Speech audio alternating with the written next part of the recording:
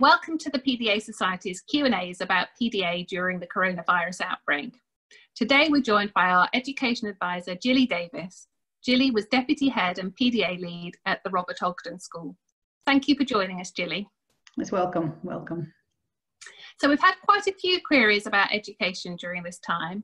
To start with, quite a broad general question about how families can manage their child's refusal about doing schoolwork at home.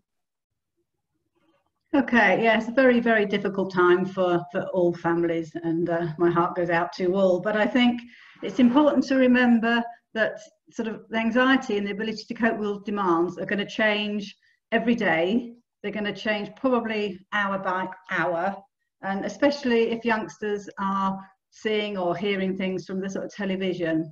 So I think we need to key into that.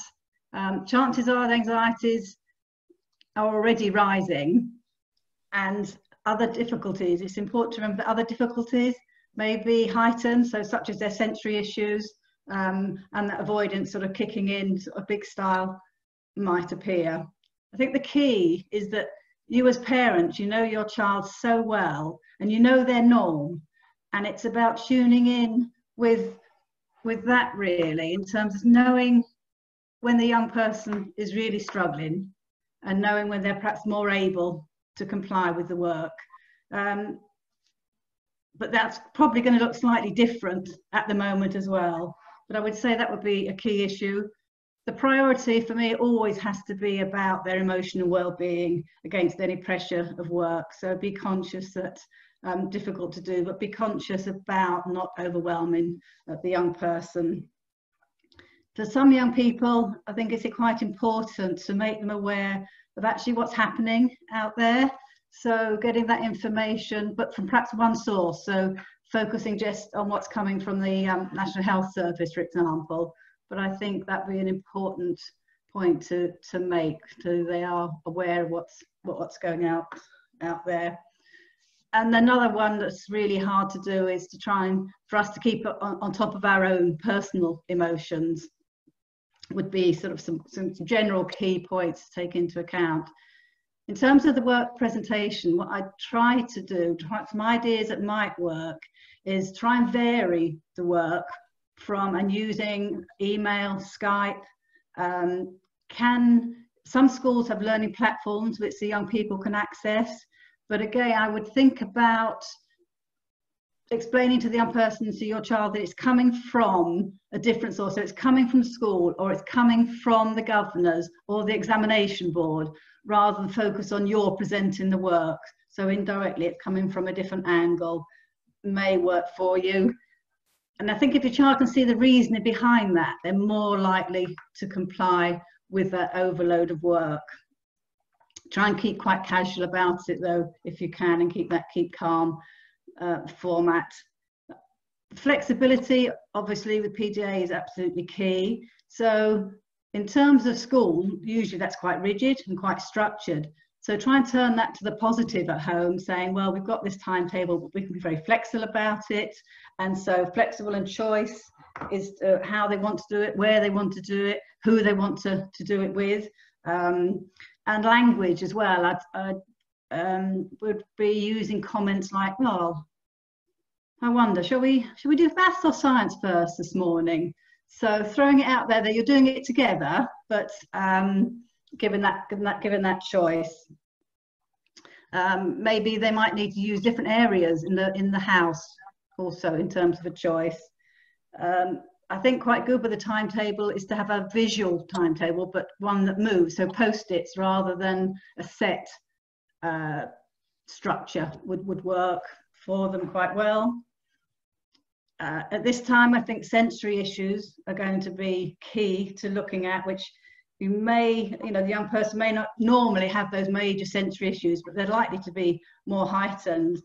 So thinking about which is their most comfortable room to work in. Do they want to stay in their pajamas, or have they got comfy clothes they like to be in? I think will all help the young person.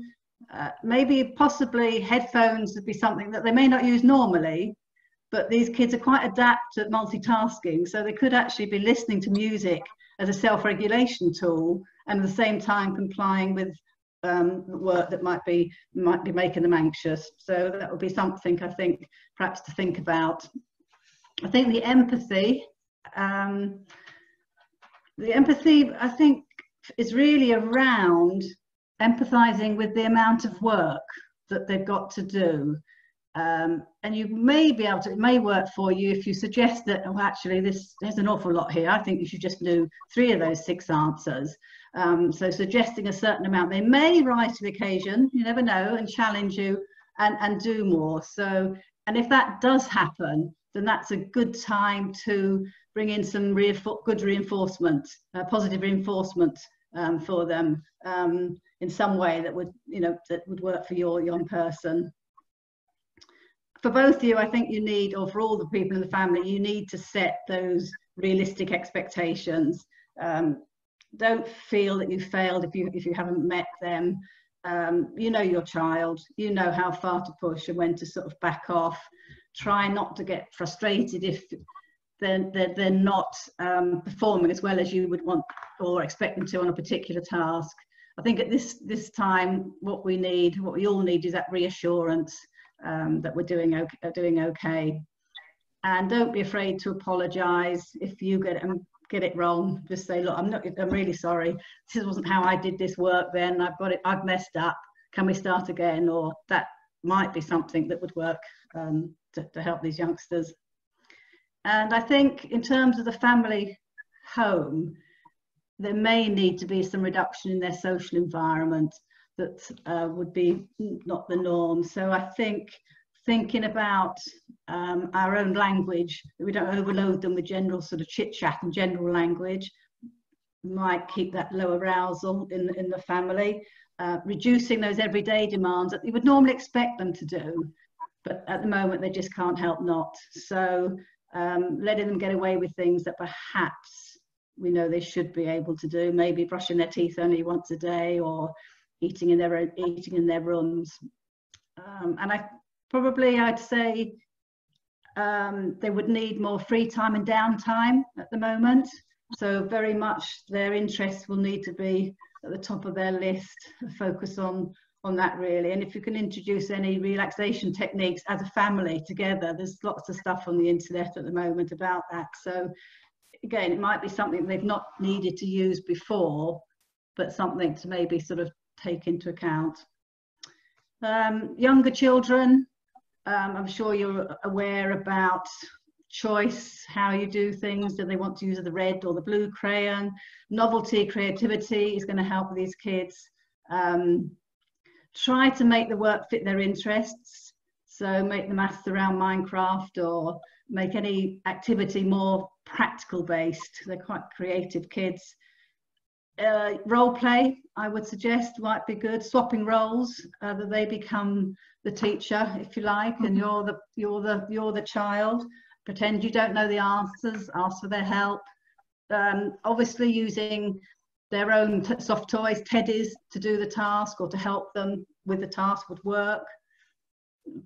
Maybe setting up a classroom in the house that they're responsible for, with a register that they tick everybody in. Might bring their toys perhaps into that as well. That's something to think about. A bit like the other sort of older children, presenting the work in different formats, record in different ways, so it becomes a novelty. Each session is a bit of a novelty factor to it. Can they set you some work?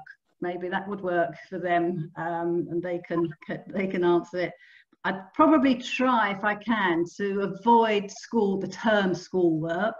I wondered if words such as a game, a challenge, an adventure, a mission might be language you might think about.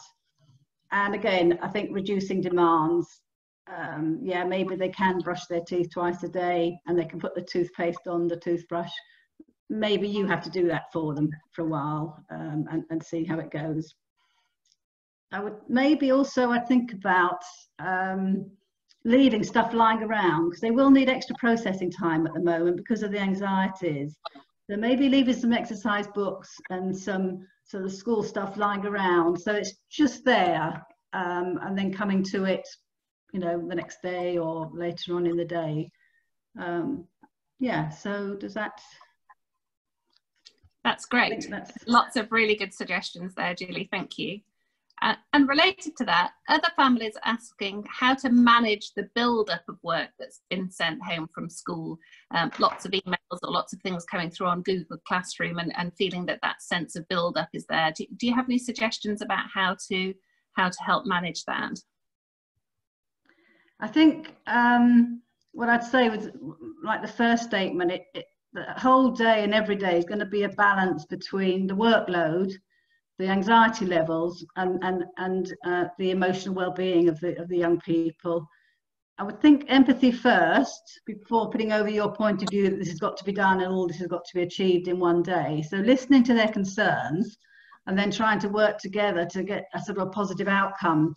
And it may be that you end up by meeting halfway in terms of the workload, but I still would be thinking about rephrasing language, recognizing, oh wow, I can see why this is so daunting, I can see why this is upsetting you. How can we look at making this easier for you? I wonder if it's worth speaking to the school in terms of prioritizing work, any timescales that they have to meet, any alternative methods of recording. Does it all have to be, you know, sort of written down, or, you know, can they verbalize it? Can somebody scribe for them? So maybe trying to reduce that overload there, and just checking if there's any dispensation at the moment for later on that they might be able to use.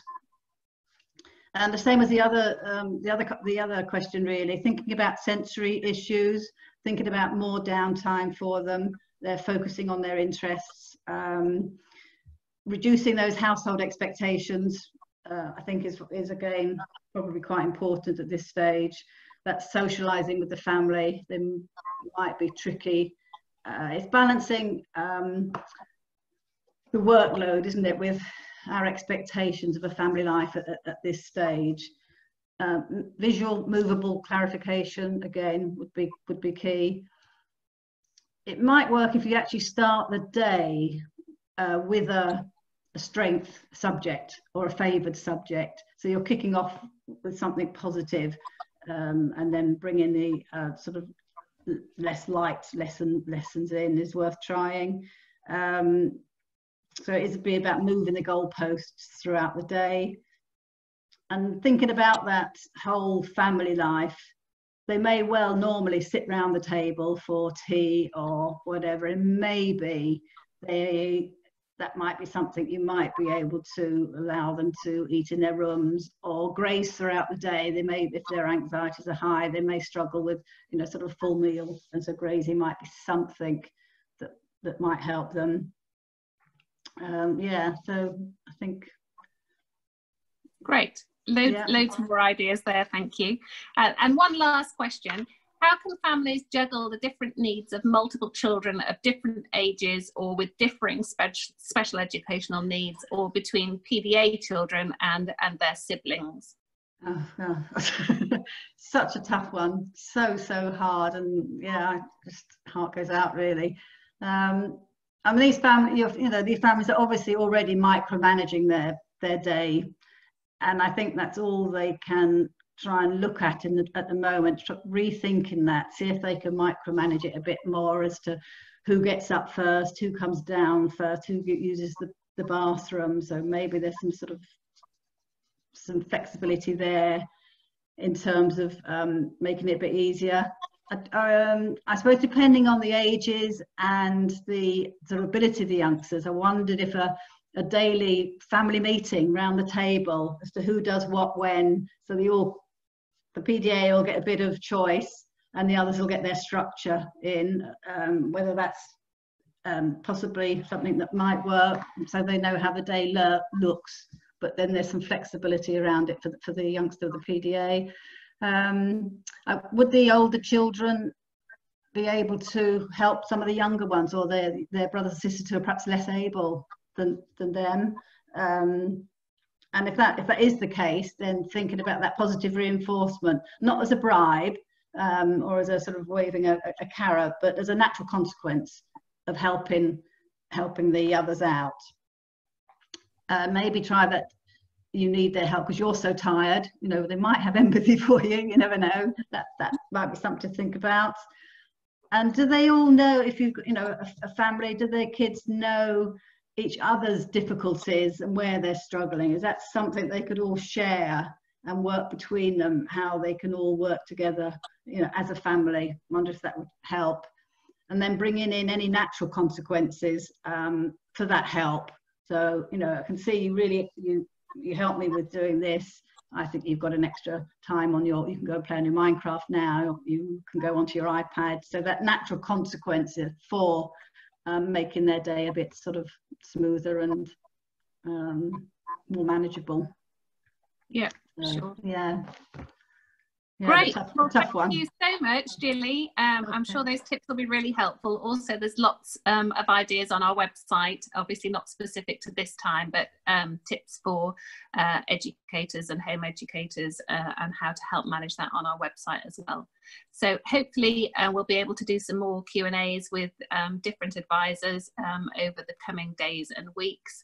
And if anybody has any ideas for questions that they really want answered, if they can get in touch with us via comms2@pdasociety.org.uk, then we'll do our best to answer those questions as soon as we can. So thank you very much again, Jilly. Hopefully those questions about education were useful, and Jilly's answers were really useful, and we look forward to seeing you next time. Thanks very much. Okay, take care.